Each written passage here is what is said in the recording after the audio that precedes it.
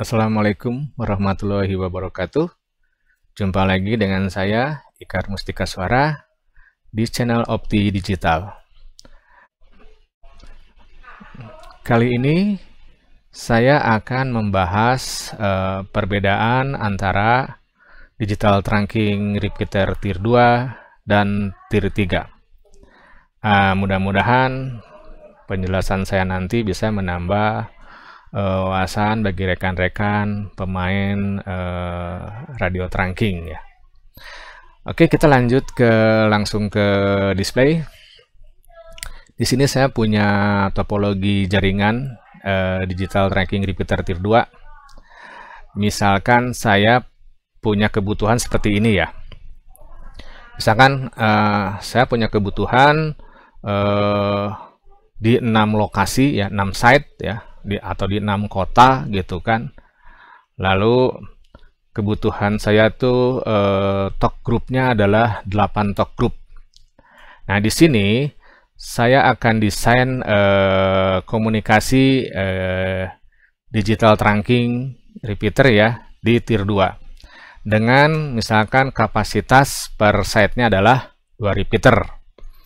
Otomatis 2 repeater ini punya 4 slot voice ya, 4 slot. Nah, dalam teknologi tier 2 ya. Jadi ada satu lokasi, satu site yang dibuat sebagai master. Misalkan ini repeater pertama selalu jadi master. Nanti repeater pertama ini yang mengatur talk group management gitu kan. Nah, lalu repeater kedua dan selanjutnya adalah sebagai slave dari master ya. Lalu di setiap site ini ya ada repeater pertama sebagai submaster. Nah, sama ya di set 3, set 4, set 5 itu selalu repeater pertama itu sebagai submaster yang akan berkomunikasi dengan masternya di sini ya. Lalu repeater kedua dan selanjutnya itu sebagai slave ya. Jadi topologi tier 2 itu rata-rata maksimum kapasitas, jadi jumlah repeater per site-nya adalah 8 ya. Jadi dalam teknologi tier 2 ya, di sini NMS dia sangat terbatas ya. Jadi NMS hanya bisa mengontrol sampai sisi repeater ya. Itu pun tidak semua ya. Mungkin kalau traffic gitu ya. Kalau apa sistem ya itu bisa lah, tapi tidak bisa menjangkau sampai ke terminal ya. Dan di sistem tier 2 ini fitur-fiturnya, kalau fitur sama ya, DMR standar, mungkin ada aplikasi-aplikasi lain bisa juga sih gitu kan. Itu semua jalan. Jadi dengan topologi seperti ini ya, kita punya 4 slot yang bisa digunakan untuk traffic talk group ya di setiap site. Jadi kalau saya punya kebutuhan 8 talk group, maka perbandingan setiap site adalah 4 slot untuk 8 talk group. Begitu. Oke, kita lanjutkan. Nah, selanjutnya kita melihat konfigurasi dari Digital Trunking Repeater Tier 3. Nah, di sini ada perbedaan sedikit ya. Ada perbedaan, misalkan kalau kita punya 6 site ya, dengan kapasitas 2 repeater ya setiap site-nya. Nah, perbedaannya di tier 3 kita membutuhkan server ya sebagai master ya. Jadi dia yang mengatur traffic ya, talk group management, dan semuanya itu ada di server lah gitu kan. Jadi setiap site itu dia itu sebagai slave lah. Dia semua mengacu ke server. Jadi yang mengatur semuanya server gitu kan. Nah, di teknologi tier 3 ini ya, dari 4 slot kapasitas setiap site ya, itu dikorbankan satu slot ya untuk sistem. Jadi untuk komunikasi sistem. Jadi komunikasi bagaimana mengatur permintaan slot dari setiap subscriber ya dari terminal, atau untuk melihat fitur-fitur yang lain, parameter yang lain, atau mengontrol terminal ya. Jadi melalui satu slot ini ya. Jadi kita dari 4 slot itu yang bisa dipergunakan untuk traffic adalah 3 slot ya. Jadi rasionya kalau kita butuh 8 talk group ya, maka 3 slot berbanding dengan 8 talk group. Jadi kalau secara kapasitas lebih kecil ya dibanding tier 2 tadi ya. Tetapi dalam sistem tier 3 ini dia mempunyai manajemen sistem yang full control gitu ya, full control. Jadi dia bisa mengontrol ya dari mulai repeater sampai ke terminalnya gitu kan. Jadi benar-benar ini powerful ya. Jadi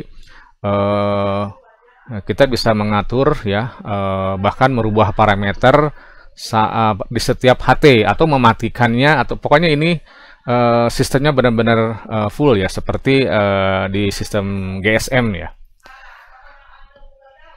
Dan fitur-fiturnya, kalau fitur-fiturnya sama lah ya, fitur standarnya jalan, dan ada fitur tambahannya lah. Jadi banyak sekali fitur tambahannya. Jadi kalau secara fitur memang tier 3 itu lebih banyak ya. Tetapi ya tadi ya, bahwa kita mengorbankan satu slot untuk traffic control ya, untuk mengatur semua sistem yang ada pada tier 3. Nah, sistem tier 3 ini sangat mahal sekali gitu ya. Jadi memang canggih, memang benar-benar bagus ya. Tetapi memang harganya sangat mahal. Misalkan dari repeater saja, itu repeater untuk tier 2 dan tier 3 itu beda ya. Jadi kalau repeater tier 2 itu firmware-nya di bawah yang tier 3 ya. Jadi harganya lebih murah ya. Mungkin kalau yang tier 3 ini harganya ya 1,5 kali dari tier 2 gitu kan. Tetapi yang paling menonjol itu adalah ini server sistem ya. Ini harganya mungkin 20 kali dari repeater ini ya, sehingga wah ini benar-benar sangat jauh sekali perbedaannya dengan tier 2. Kalau kita membangun